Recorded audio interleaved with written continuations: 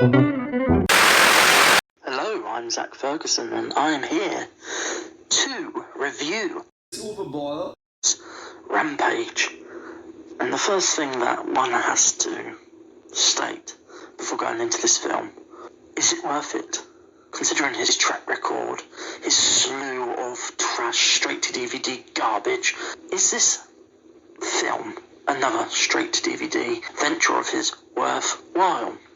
I think it is. Recently I've been going on a deep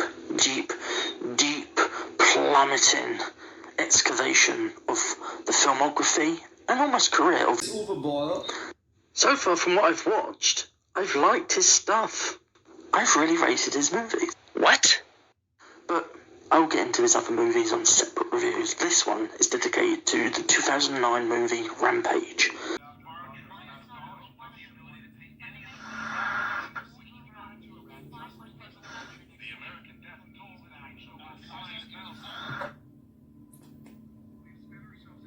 We're so precious, aren't we? Everyone's gotta live. Everyone's gotta be happy. It's a joke. It's an absolute joke. You think people are equal? They're not. They're not. I mean, that's my plan. That's what I want to do. Let's just clean the world. So maybe the rest of us can sustain a little bit of life. These people are out to kill us.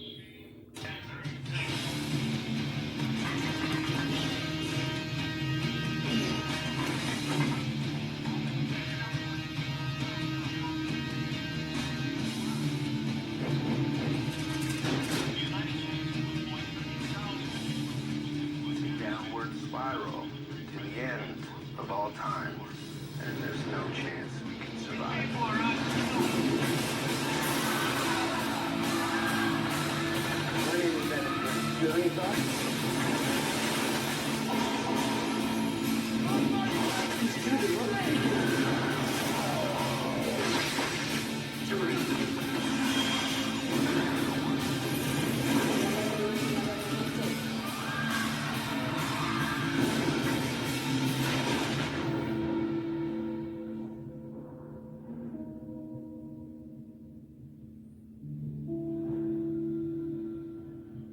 Is this Uwe Boll at his raging best? Perhaps. I don't rate some of his films, but the more of the lower budgeted video game sequels he has made, and that of which I've watched, the more I stumble and struggle to kind of stick up for the guy. Picking on Uwe Boll movies is like picking on the kid with leg braces, a stutter, a stammer, or someone with mental disabilities. I should know, because I'm autistic. Though an argument can be made that it glamorises mass shootings and massacres, and targeting certain establishments and focusing on little towns, Rampage has a real solid commentary coursing through its vengeful, angry veins. Uwe Boll's style of directing fits these smaller, more intimate, more politically and sociologically centred movies than his more fantasy-based ones, such as Tunnel Rats, such as Heart of America. Small, intimate, almost character studies that really is picking apart the political climate of America in general. His smaller films seem to have more space for introspection and better writing and better filmmaking than big, important video game IPs. He seems to struggle against it, or doesn't give a fuck. Though, let's say, his video game adaptations, especially the ones with no budget, don't work when it comes to his boots to the floor, shaky camera style. Real proper guerrilla filmmaking, indie, fly of your pants type style. It just suits the genre it's pitted within. But the thing and the case about budgets isn't true either, as the Jason Statham star in The Name of the King had a 16 million budget, and that film was nothing in comparison to the much lower 20 million budgeted Blood Rain, which was very entertaining. It had no right to be as good as that film was. Uwe's style is better when it isn't trying to achieve great big well-building environments and worlds, because half the time the budget is wasted or secretly pocketed or meted out to the big supposed C-list Hollywood names that seem to gather around the Uwe Boll cottage industry of making movies. Michael Paré, I'm looking at you, sunshine. Even through the fancy realms that he seems to play within, he makes his straight-to-DVD properties on the cheap because he knows in some form he's going to get the money back. That, or due to tax evasion or tax laws, he seems to pocket a lot of the budget. Or he seems to give a lot of the budget to actors for doing one-day stints, or giving a lot of money to actors to sleepwalk. I feel really bad for Brendan Fletcher, because when he's in a good Uwe Boll film, he's a standout. When he's not in a good Uwe Boll film, you can just tell. I'm taking advantage of this German film director as much as he's taking advantage of me.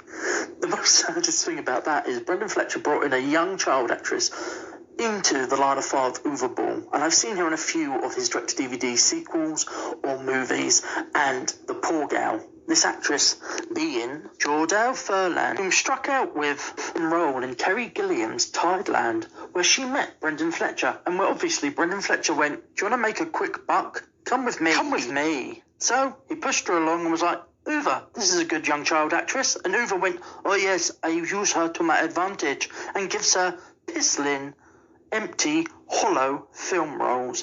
She'd already established herself as being a very strong leading actress. Sadly, since then, she's only got bit parts. Probably she's following the mentality of Brendan Fletcher. Just follow the buck, quick, easy, and it looks good in the bank.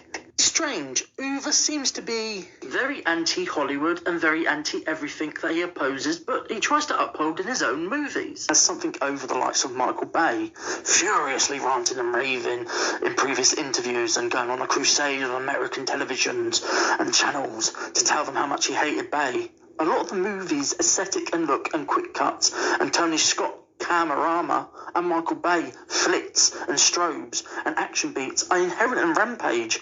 Maybe Uwe Boll is just trying to hide something. He's not that original of a director. But I'm taking this movie on face value. Face value of what it is, an Uwe Boll film. The likes of a film like Blood Rain 2, which I'm sadly watching while I was recording this, that pretty much summarises my attention span in relation to this awful, ugly, cheap, hilariously poorly made piece of whatever the fuck it is film. It seems to give the film a bad name, whereas Rampage is not that at all. Rampage is furious.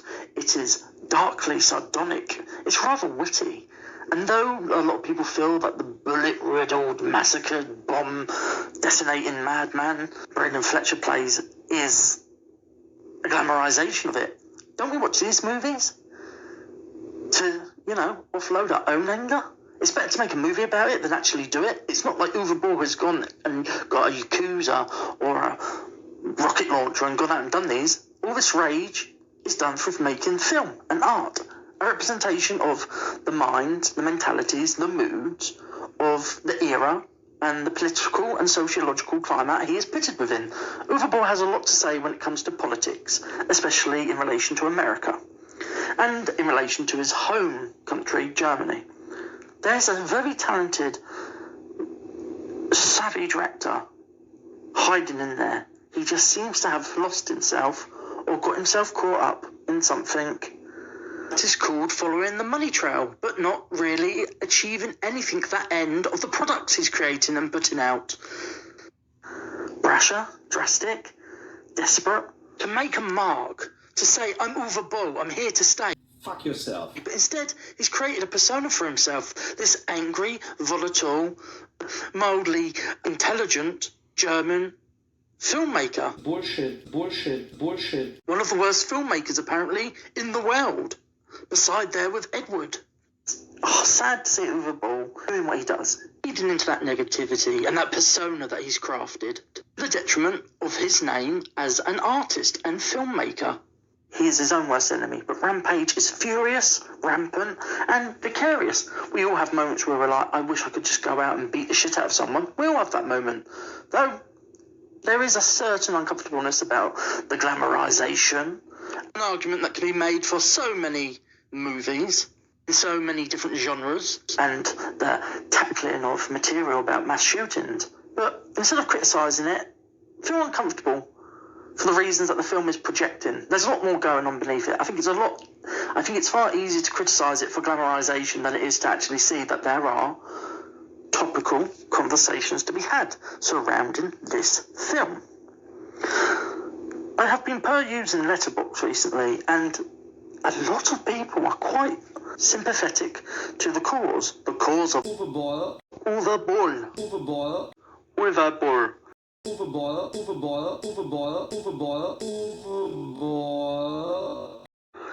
And a lot of the reviews take it on face value for what it is. It is a rather competent commentary on collapsing capitalist culture and its all too relevant correlation with hopelessness, societal self-destruction, psychopathy, serial slaughter, madness, that simmering anger and inadaptedness to adapt to this ever-changing world. So many people have a lot to say about it. Others are saying that their opinions have altered due to events in their country or hometown, where they feel it romanticises mass shootings. I don't think it does. I think the stylistic choices and semblances are obviously easily attainable, reignable, to trot it out as being that of which it is but isn't. I've got to admit something. I like this film. It's a solid 4-star film. I was engaged. I was enraged. I didn't feel sympathy towards the lead actor, but I kind of appreciated his cunning, his determination, his delusion, his compelling vendetta, agenda, veracity, his rage. And it's okay to experience these feelings vicariously, whether through video games or art. It's a different story when you start going out and inflicting harm and causing massacres and deaths and violence and murder and evil yourself. It's okay to watch a movie where someone is going out and the creators and actors themselves are trying to portray a real character behind that monster. It's easy to vilify these people, and I think this is what the point of the movie is trying to tell. I'm very interested to know where they're going to go for the sequels, because there's 2 other films. This is a trilogy, and Uwe Boll has been struggling to get the 4th going. So here's Uwe Boll, and that is the last update. We have only 4 days to do with the Rampage campaign, and that was my 3rd campaign now. Basically, my message is fuck yourself. But anyway, 4 stars for Rampage. I really enjoyed it.